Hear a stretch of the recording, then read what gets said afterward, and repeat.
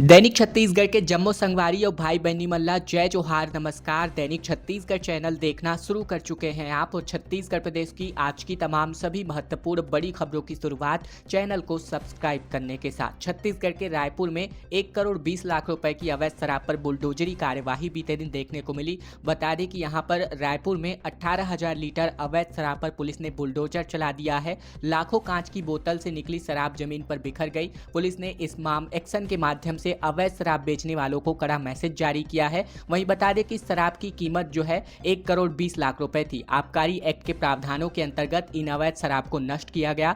Raipur range के अमरेश मिश्रा और साथ ही एसएसपी डॉक्टर लाल उमेश सिंह के निर्देश पर शहर भर के 32 थानों में आबकारी मामले में जब्त किए गए इकट्ठा किए गए शराब की कीमत तकरीबन 1 करोड़ 20 लाख थी। और बता दें कि 3585 आबकारी अधिनियम के मामलों के अंतर्गत इन 18,000 लीटर अवैध शराब को जब्त किया गया था। छत्तीसगढ़ में प्रधानमंत्री आवास योजना के वंचित पात्र परिवारों के सर्वे का काम अभी भी जारी है, जिसमें अगर आप छूट गए हैं तो अपना रजिस्ट्रेशन करा सकते हैं। बता दें कि प्रधानमंत्री आवास योजना ग्रामीण के अंतर्गत पात्र परिवारों की स्थायी प्रतीक्षा सूची और आवास प्लस सूची में छूटे हुए पात्र परिवारों के पहचान के लिए 15 से 30 अप्रैल तक आवास प्लस 2.0 मोबाइल ऐप के माध्यम से सर्वेक्षण जारी है। वहीं बता दें कि अब जो है सर्वेयरों को निर्देशित किया गया है कि 30 अप्रैल तक पंचायत के सभी वंचित पात्र परिवारों को सूचीबद्ध किया जाए। जितने भी पात्र परिवार आवास से वंचित है सभी का नाम 30 अप्रैल तक आवास प्लस के अंतर्गत सर्वे का काम जारी है। इसके अलावा छूटे हुए पात्र परिवारों के नाम नए प्रावधानों के अनुरूप यहां पर दर्ज किए जा रहे हैं। साथ ही बात करें तो अगर आपका नाम छूट गया है तो जल्द से जल्द इस प्रतीक्षा सूची में अपना नाम जुड़वा ले ताकि आप भी इस आवास योजना का फायदा उठा सकें।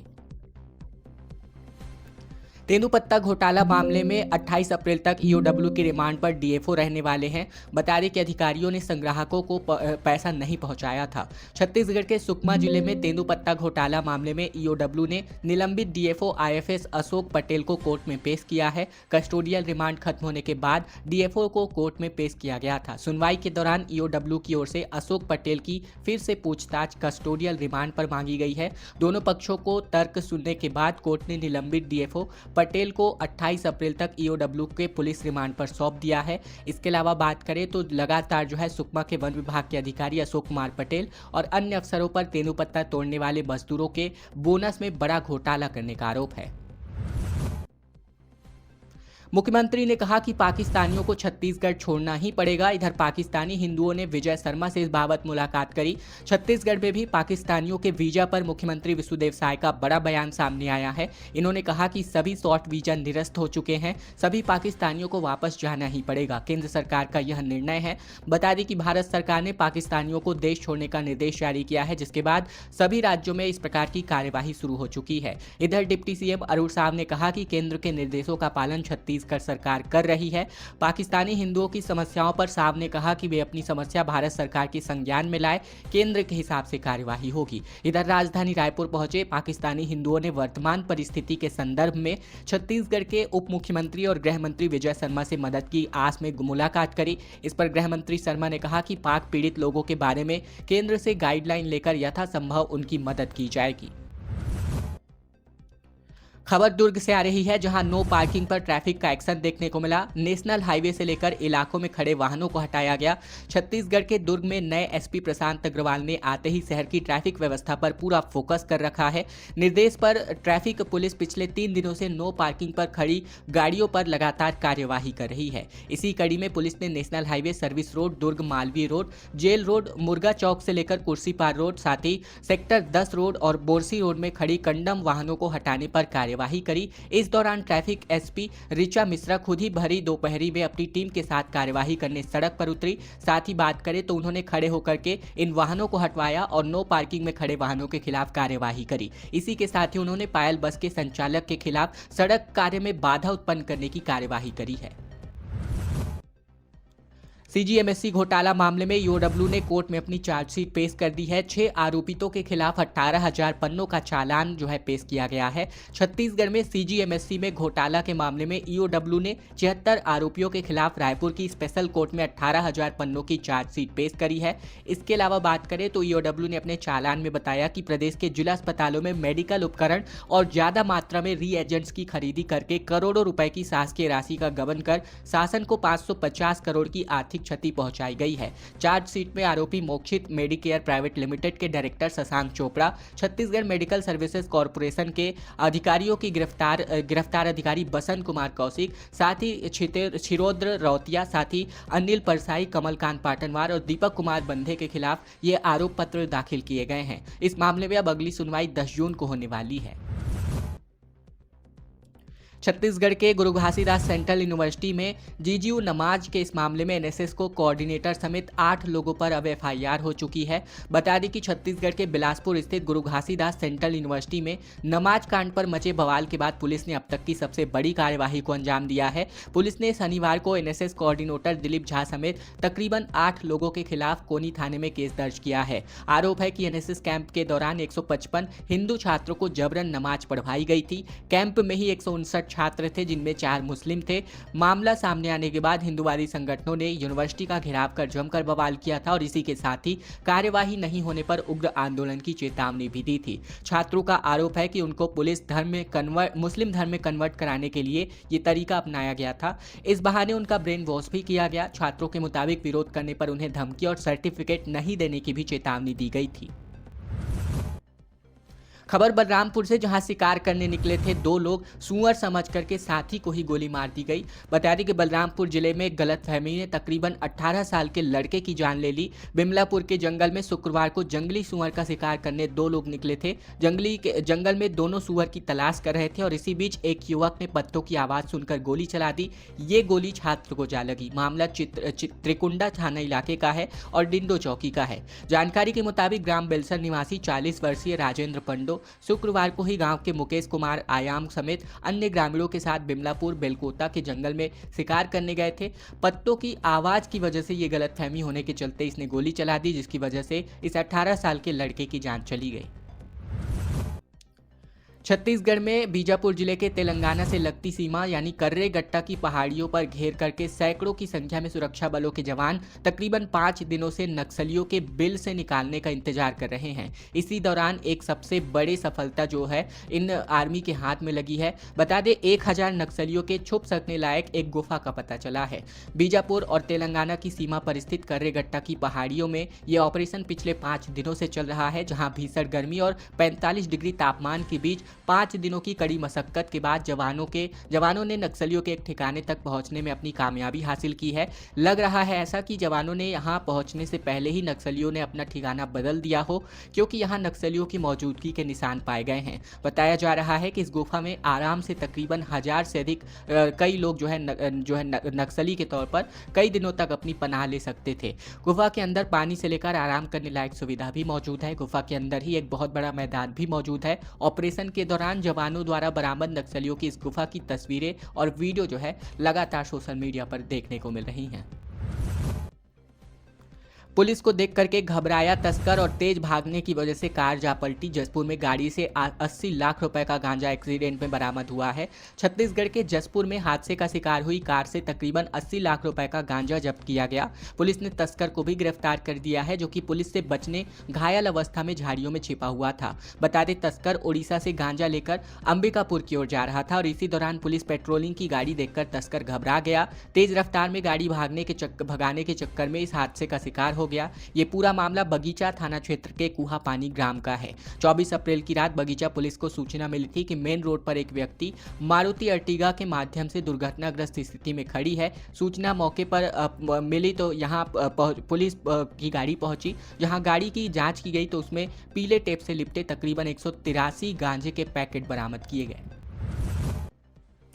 भारतमाला प्रोजेक्ट मामले में मुआवजा घोटाला मामले में पति पत्नी समेत कुल 4 लोगों की गिरफ्तारी करी गई है। भारतमाला प्रोजेक्ट में सबसे बड़ी गड़बड़ी के मामले के बाद एसीबी और ईओडब्ल्यू की टीम ने 4 लोगों को गिरफ्तार किया है, जिसमें उमा तिवारी, केदार तिवारी, विजय जैन और हरमीत खनूजा का नाम शामिल है।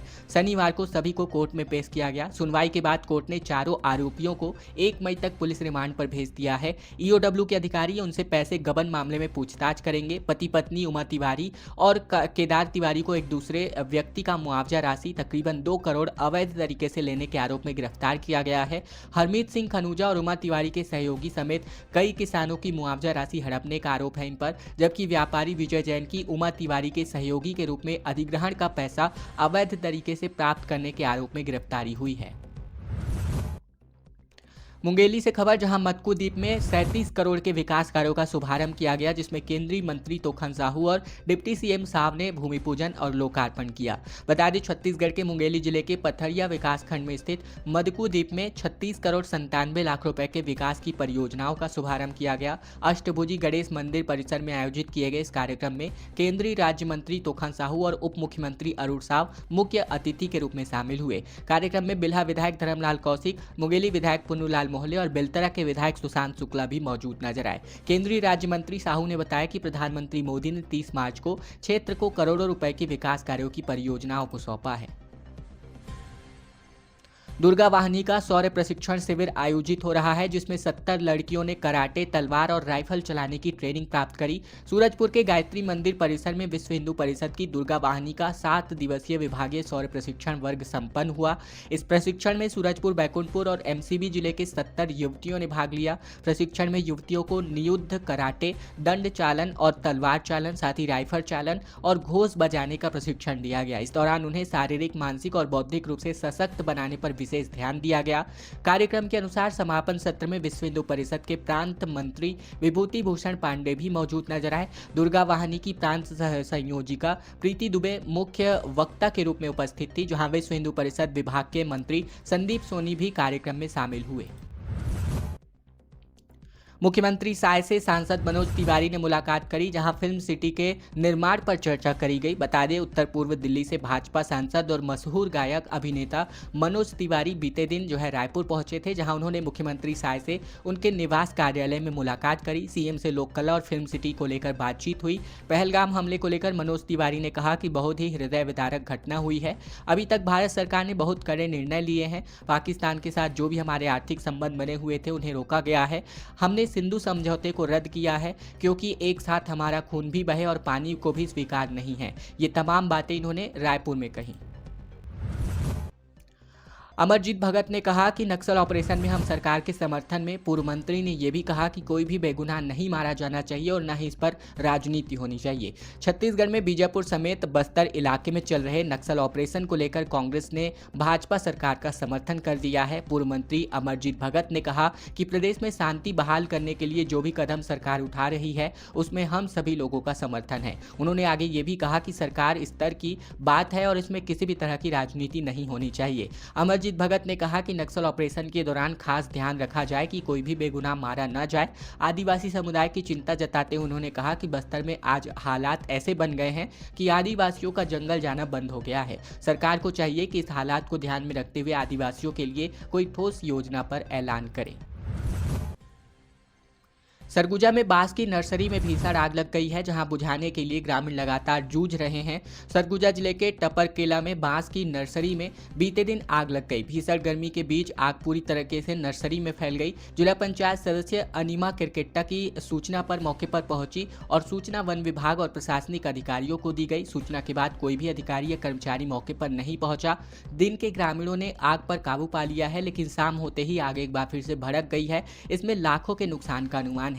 जानकारी के मुताबिक दरिमा क्षेत्र के टपरकेला में कई एकड़ में बांस की नर्सरी लगाई गई है, जहां बीती सुबह से ही बांस की नर्सरी पर आग लग गई थी। पहलगाम हमले के विरोध में धमतरी में रैली निकाली गई, जहां व्यापारी और आम लोगों ने एसडीएम कार्यालय के बाहर अपना प्रदर्शन किया। बता दें, छत्तीसगढ़ के धमतरी में पहलगाम आतंकी हमले के विरोध में रैली निकाली गई। इस रैली में व्यापारी, जनप्रतिनिधि, समाजसेवी और आम नागरिक शिरकत करते नजर आए। प्रदर्शनकारियों ने एसडीएम कार्यालय के बाहर विरोध प्रदर्शन किया, जहां इन्होंने पहलगाम आतंकियों के द्वारा निर्दोष पर्यटकों की हत्या की कड़ी निंदा करी। प्रदर्शनकारियों ने कार्यालय के बाहर जमकर नारेबाजी करी। यह rally Chhattisgarh chamber of commerce की धमतरी इकाई की ओर से निकाली गई, जिसमें लोगों ने विरोध के स्वरूप तख्तियां और बैनर लेकर नारेबाजी करते हुए एसडीएम कार्यालय तक मार्च किया। 5 दिन से नक्सल ऑपरेशन जारी है। पहाड़ के ऊपर अब कोई विशेष हलचल नजर नहीं आ रही है। नक्सल संगठन के बड़े नेताओं की मौजूदगी के खबर के चलते हजारों जवानों ने बीजापुर तेलंगाना की सरहद पर मौजूद कर्रेगुट्टा की पहाड़ियों को घेरा हुआ है। ऑपरेशन को शुरू करने हुए 5 दिन बीत चुके हैं। फोर्स के अंदरूनी सूत्रों और स्थानीय ग्रामीणों से मिले इनपुट के आधार पर अब अनुमान लगाया जा रहा है कि बड़े नेता यहां से निकल चुके हैं और अब पुलिस पार्टियों को वापस बुलाने का सिलसिला भी शुरू हो चुका है। पिछले 5 दिनों में पहाड़ के ऊपर कोई विशेष हलचल नक्सलियों की ओर से नहीं की गई है। इसके अलावा जो आईडी ब्लास्ट भी हुए वो पहाड़ के निचले हिस्से में लगाए गए थे। इन्हीं आईडी का जिक्र नक्सलियों ने कुछ समय पहले अपने प्रेस नोट में भी किया था और इस ओर ग्रामीणों को आने से मना भी किया था। संभवतः फोर्स जब यहां पहुंची तो वो इन आईडी को नष्ट कर रही थी और जो आईडी ब्लास्ट की आवाजें दूर दूर तक आ रही हैं वो इन्हीं प्रक्रिया का हिस्सा है। खबरों का सिलसिला दोस्तों यही तक का था। अगर आपको यह वीडियो पसंद आया है, वीडियो को छोटा सा लाइक कर दीजिएगा। चैनल पर अभी तक नए हैं, चैनल को जरूर से सब्सक्राइब कर लीजिएगा ताकि प्रतिदिन की महत्वपूर्ण खबरें और छत्तीसगढ़ के समाचार बिना किसी रुकावट रोजाना हम आप तक पहुंचा सके। तो चैनल जरूर से सब्सक्राइब करिएगा।